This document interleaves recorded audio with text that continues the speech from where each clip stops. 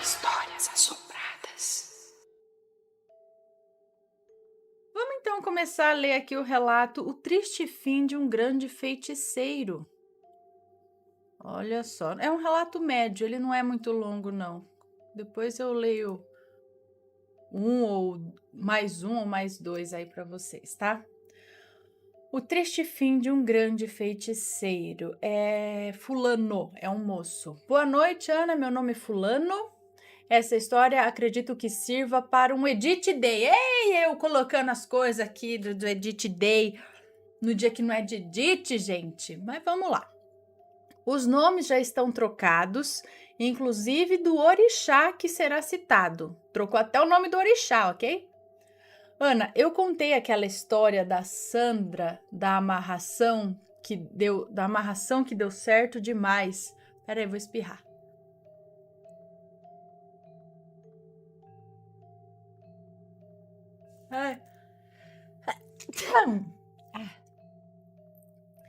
Ana, eu contei aquela história da Sandra, da amarração que deu certo demais. Eu usei o nome Sandra, pois, se não me engano, o nome Edith ainda não havia sido associado a pessoas que recorrem à magia para fazer o mal.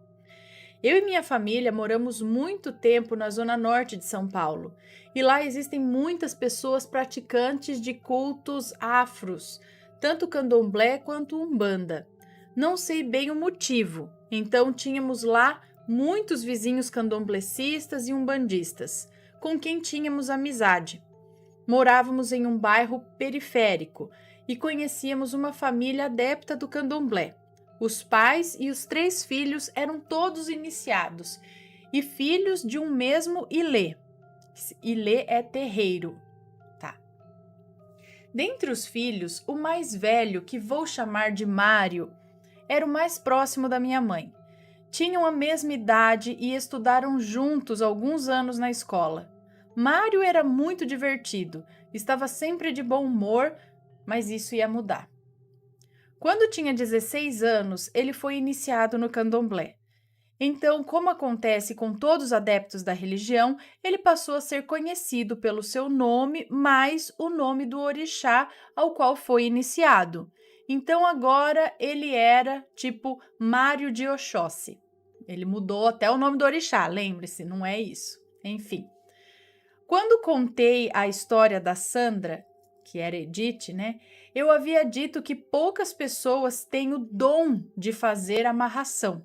E também disse que poucas dessas pessoas descobriam ter esse tal dom. Mas infelizmente não se sabe ao certo como e quando Mário de Oxóssi descobriu, se tornou...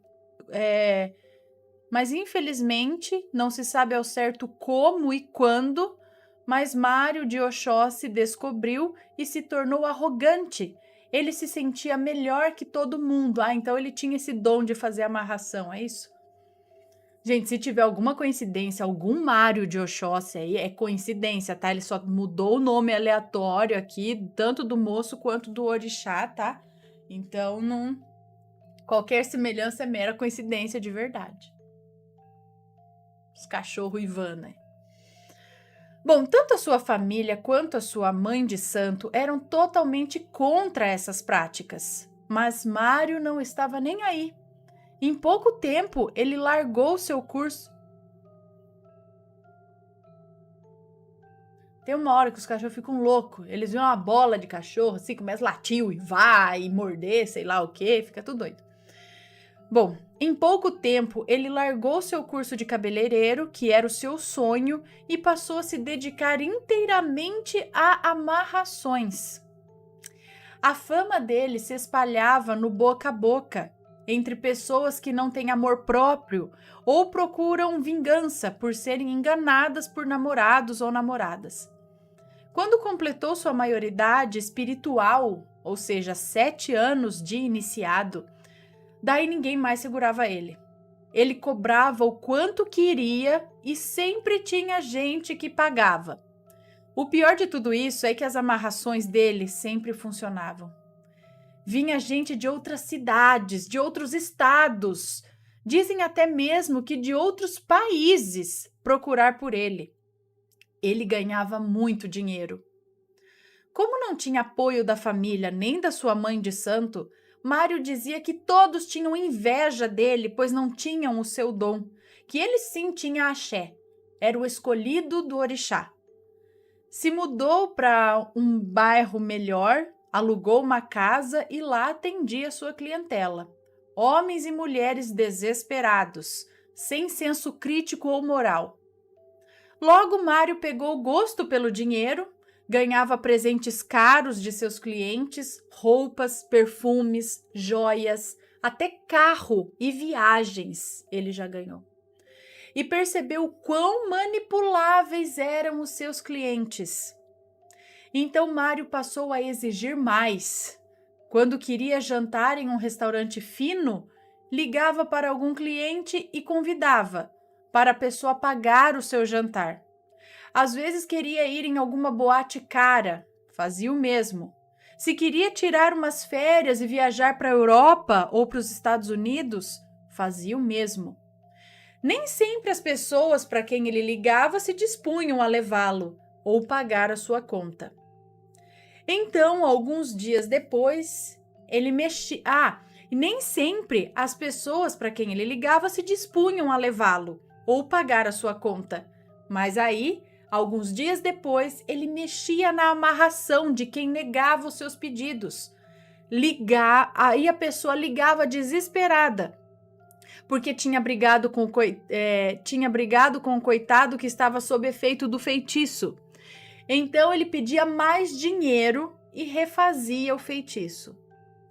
Assim foi por anos. Nos mudamos e perdemos contato com Mário e sua família. No final de 2015, a minha mãe encontrou a irmã do Mário num shopping que contou tudo que estou relatando aqui e contou mais. Contou que 2 anos antes, em uma festa no Ilê, ou seja, no terreiro, que eles são filhos, Mário apareceu.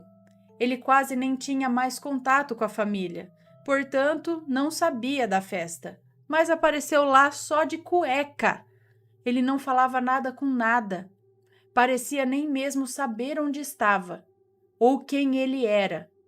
Ele estava sujo, magro, cabelo e barba imensos, parecia uma pessoa em situação de rua.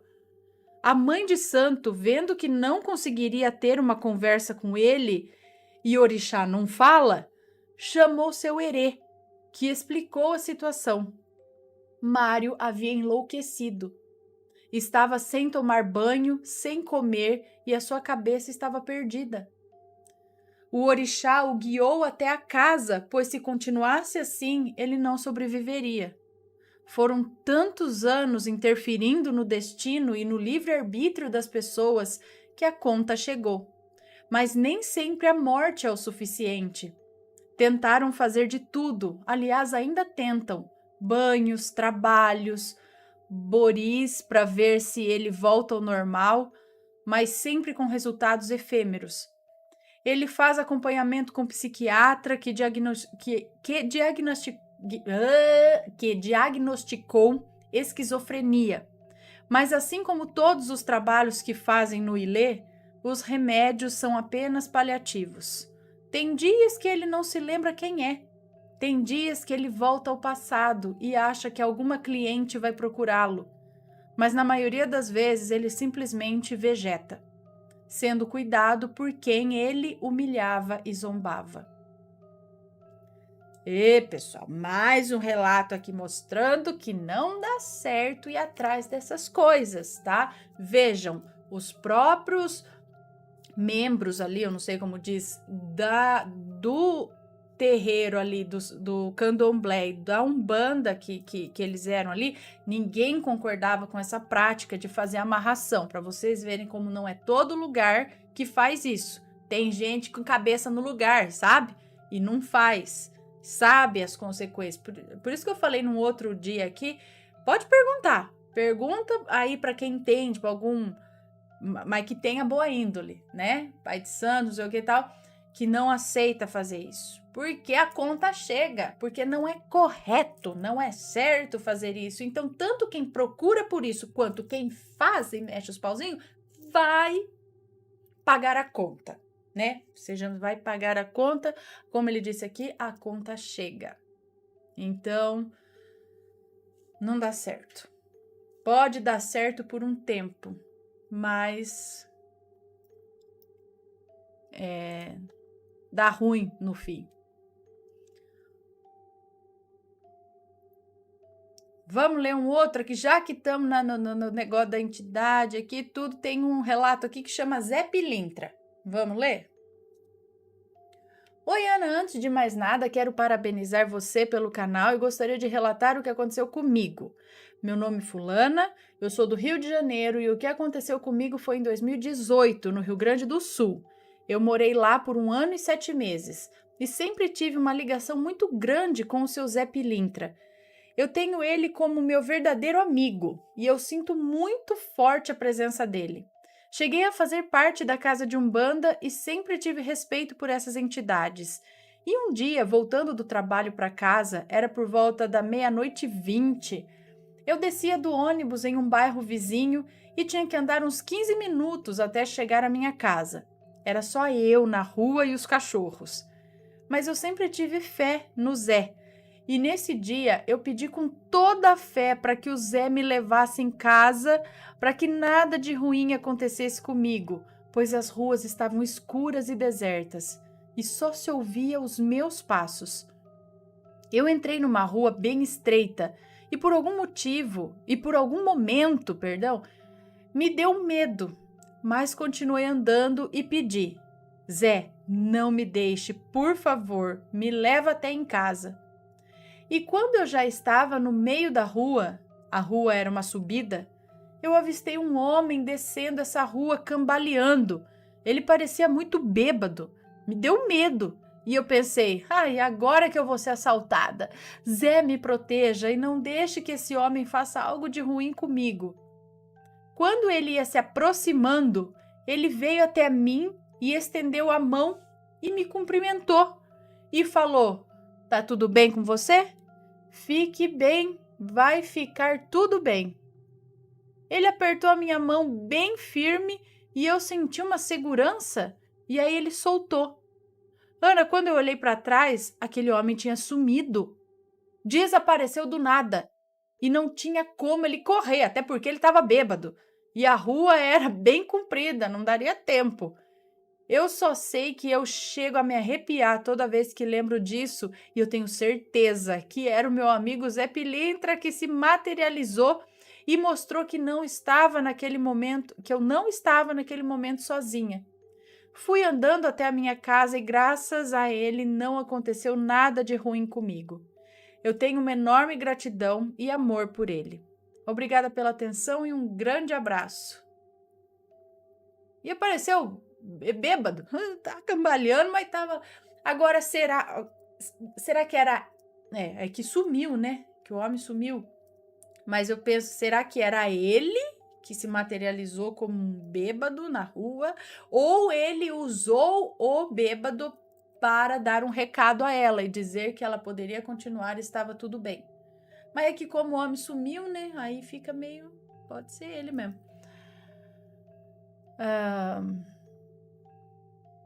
Será que tem mais algum aqui? Agora eu quero tudo mesmo, no mesmo sentido.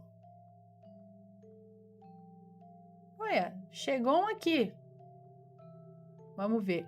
Vamos ler, sei lá. Olha lá. Ele tem encruzilhada no título. Então, vamos ler aqui. Que não sei o que é, mas vai lá. Último relato, tá? Boa tarde, Ana e Matheus. Meu nome é Fulano, tenho 28 anos e sou de Catanduva, aqui do lado. O caso aconteceu em Bandeirantes, no Paraná. Eu fazia curso na usina de açúcar e álcool. Dia normal, chegando no intervalo, eu perguntei para os meus amigos se queriam matar as 2 últimas aulas. Ninguém quis. Então fui sozinho. Andei 2 quilômetros a pé na pista, no breu. Que coragem, gente. Andei 2 quilômetros a pé na pista, num breu, e nada aconteceu. Mas chegando perto da minha vila, tinha uma estrada que todos chamam de Rosinha, que fica em uma encruzilhada. É muito escuro, mas decidi ir mesmo assim. Já era umas 11h30 da noite e eu na estrada de terra via os cavalos no pasto e umas vacas. Então comecei a ouvir latidos, muitos latidos. Imediatamente pensei que era por minha causa, né? Porque naquela rua morava um senhor que todos conhecem como Peixeiro e os cachorros eram dele. Peguei um pau para me proteger, caso os cachorros me atacassem. Então, no meio da estrada surgiu uma bola de altura mais ou menos do meio do corpo, é isso? Assim? Dourada. Eu juro que pensei que era o peixeiro e comecei então a falar: "Opa, eu só tô de passagem." E percebi que não respondia. Fiquei alerta, parado no meio da rua de terra, esperando ser respondido, mas nada acontecia.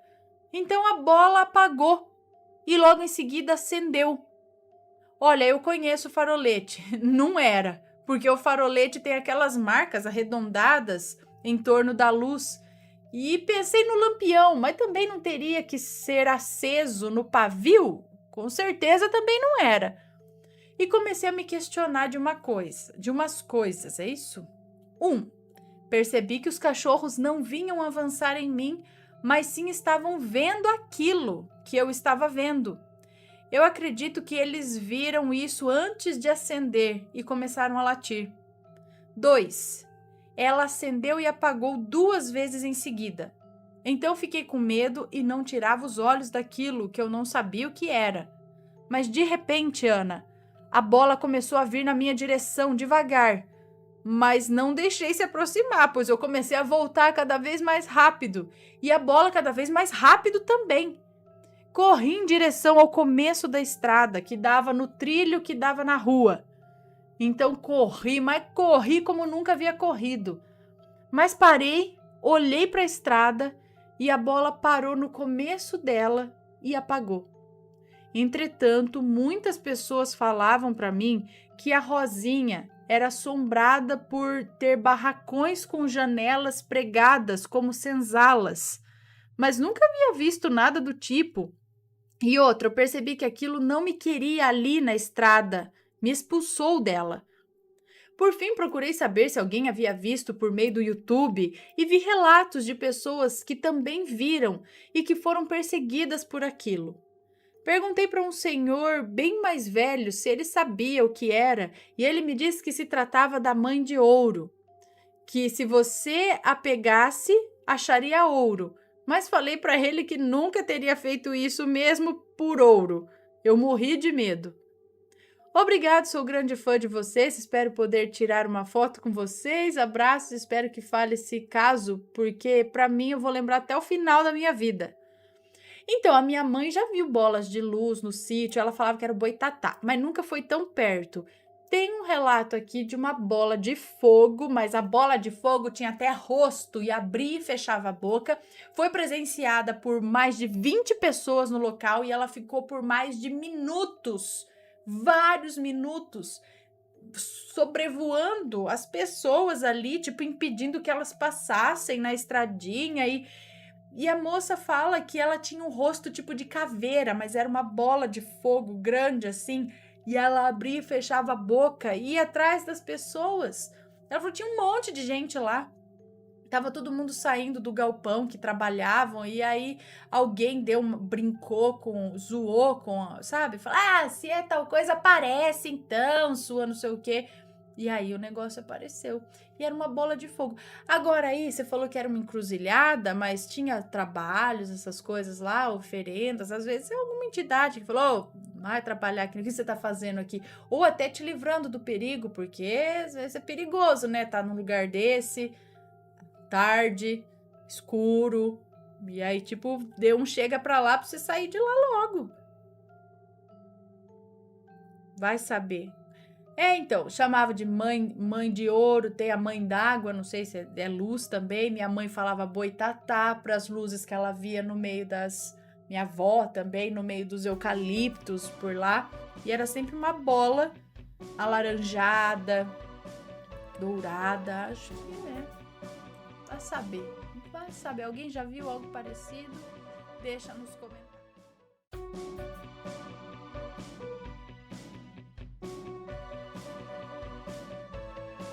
Está gostando dos relatos no Reverso Assombrado? Então não se esqueça de deixar o seu like. E é claro, se ainda não for inscrito, se inscreva.